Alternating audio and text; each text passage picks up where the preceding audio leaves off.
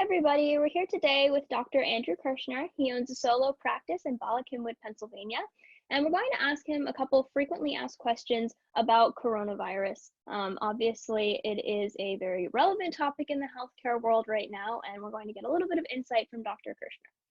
So first, Dr. Kirschner, what are some tips you would give to either your patients or just the general public about how to mitigate the spread of COVID-19? Well, there are the obvious ones that everybody's been hearing about, such as wearing a mask and the social distancing. You've heard about frequent hand washing and trying not to wash your face, or not touch your face. But the one thing everybody does forget about is when they go out in public. If you go to the supermarket, if you go somewhere where you have to be around other people, when you get home, in addition to showering, take your clothes off and throw them right in the washing machine. It's a little bit of overkill, but in the case of a global pandemic, there's no such thing as overkill. It's always better to do a little more than a little less. And what have you seen either in your own patients or just kind of, being out in the world yourself that are some common myths or misinformation about COVID-19? Well, first of all, it's not just a flu, and it's not just a cold that you get and goes away. There are a fair number of patients who get this virus and they don't get symptoms, but there are also a pretty significant number of patients who get very sick and some who become critically ill. So don't trick yourself into thinking that this isn't a big deal, because it really is. For somebody that might start to feel ill or might start to exhibit COVID-19 symptoms, what would be the first step for them? Well, the first thing would be to think who you've been in contact with and see whether you've really had any kind of legitimate exposure. Sometimes legitimate exposure comes in from places that you're not able to trace, like going to the supermarket, for example.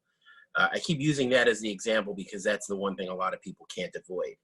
You can avoid a lot of things, but at the end of the day, you do need groceries. So, and I get that. That's why you really want to do as much as you can there. But if you feel like you may have had a significant exposure or you're starting to feel any kind of symptoms, your best thing would be to contact your primary care physician and determine whether or not you need to be tested. And if someone then were to determine they need to be tested and test positive, what kind of treatment would they expect, or what would they expect to happen after that positive test comes to them? It really depends what constellation of symptoms they've got. So if you're somebody who's got mild symptoms, it'll be just things like controlling your fever.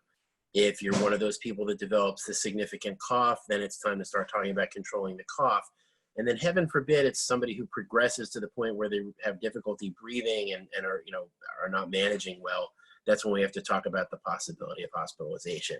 Now, obviously, that's something you want to avoid at this point. So we do try to do as much home management as possible.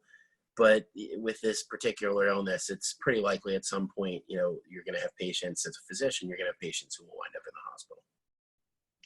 And kind of jumping off of that question, and it might be a similar kind of answer of there's no one set answer.